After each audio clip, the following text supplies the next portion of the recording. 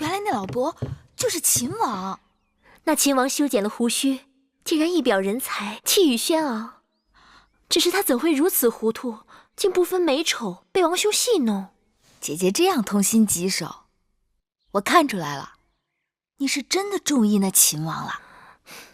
秦王有何不好？秦王自然是好，可他在大殿对大王信誓旦旦要娶的楚国嫡公主，可是那个浑身柴薪清香、善于烹调的胖秘书呢？那他是中了王兄的圈套，说不定他就是看中楚国嫡公主厨艺了得呢。你平日里姐姐妹妹的叫得那么亲热，如今我是热锅之乙，你却在一旁看热闹。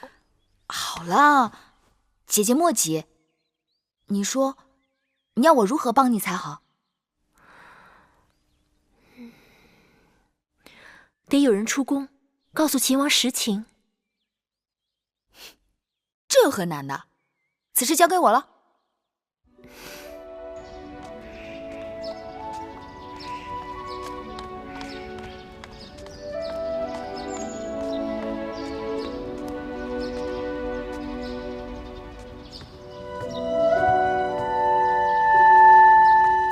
子歇，哎，子歇，你要去哪儿啊？我不去哪儿。既然你不去哪儿，正好给我帮个忙。你那样厌烦我，为何还要来找我？你这个呆子！我找你，就是因为我有了麻烦，要找你帮忙。听不明白。你是君子，假如不是因为与我赌气，你怎会不明白？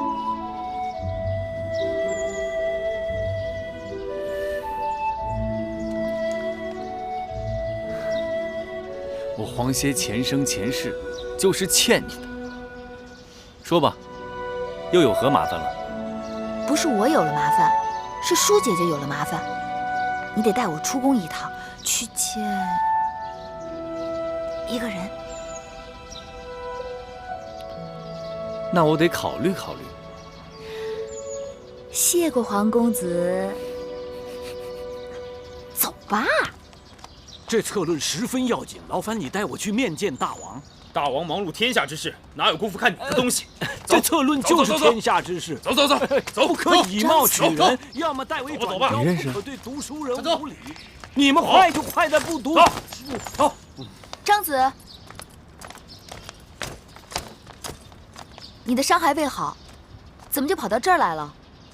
张毅一肚子历史谋略，无奈世人有眼无珠啊。张子若有文章策论，子歇愿为转之。张子，这是黄公子黄歇，太子陪读。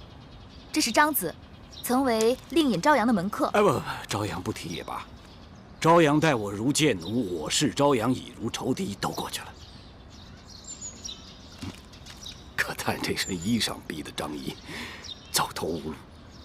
魁姑正在为张子做一件新衣，你何不耐心多等2日？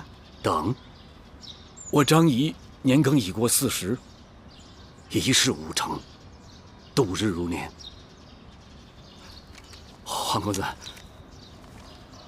那就拜托了。我和月儿正好要去见秦王，若是张子不嫌，可一同前往。对啊，你的锦绣文章也可以让秦王看看。不可，行医看病讲究对症下药，在下的文章是专门写给楚王的，对秦王没有用。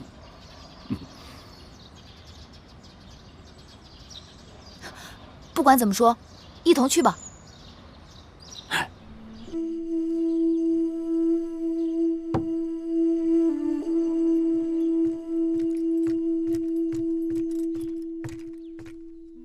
王兄，咸阳送来大良造公孙衍的急信。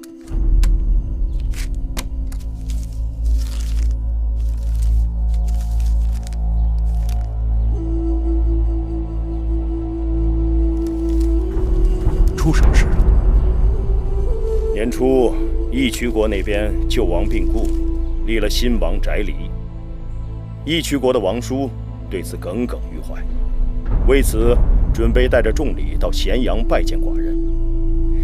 义渠国年年搅扰我大秦边境，是寡人的心中大患。公孙衍提议借义渠内讧之机，灭掉他们的气焰。看来寡人不得不马上离开郢都，回咸阳一趟。但这秦楚联姻之事，楚王已经答应将嫡公主芈姝许配给寡人，寡人正好回咸阳，在六国结盟之前，准备一份厚厚的聘礼送到郢都来，看那楚王如何收场。王兄，那贾芈姝实在是丑得吓人呐！放心，只要那楚王有胆量嫁，寡人就有胆量娶。大王，外面有人来访，说与楚国公主有关。我去看看。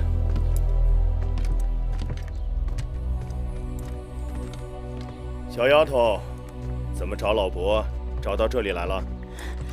恕明月眼拙，竟不知那日的救命恩人就是秦国大王。不必多礼，贵人们无恙便好。老伯修过胡子，以真面目示人，果真一点都不显老。啊，这是皇公子黄歇，这是张子张仪。大王，大王，屈子高徒，太子伴读，本王久仰大名。大王客气。虽是初见大王，但秦王之名天下皆知，一代雄杰，黄歇佩服。秦国自商君变法以来，国势日彰，诚邀天下士子入我咸阳，共谋天下。那屈子名动九州，寡人正思量，若诚邀屈子，不知他是否肯屈尊入秦。楚国乃屈子之父母之邦，恐怕师父不忍背弃。不错，如今楚国势强，屈子身为左徒，深受楚王信任，力图在楚国变法，前途无量，何必千里迢迢远去秦国？然世事盛极必衰，如今楚国朝堂之上，极恨屈子的大有人在，拥护变法者甚寡，更何况楚王为人优柔寡断，只怕一日翻脸，屈子便朝不保夕。身为旷世之才，屈子难道甘心在庸君手下做一个庸臣？男儿生于天地之间，自当纵横天下。若是一举能动诸侯，一言能平天下，岂不快哉？秦王对我楚国宫中之事仅知一二，就此推论，恐怕有所偏失。寡人知道，秦国能给屈子的，楚国也都能给屈子。但寡人今日会给屈子2个字，是楚国一世都给不了的。敢问是哪2个字？请黄公子转告屈子，那2个字是痛快。楚国绝对不能给屈子痛快。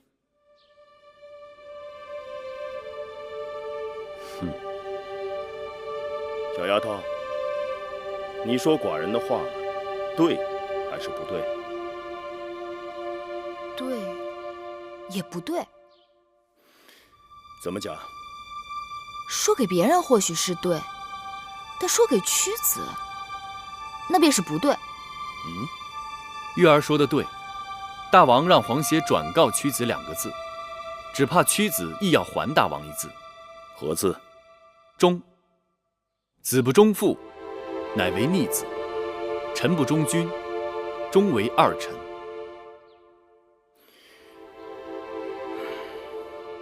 好，寡人明白了。人各有志，不能强求。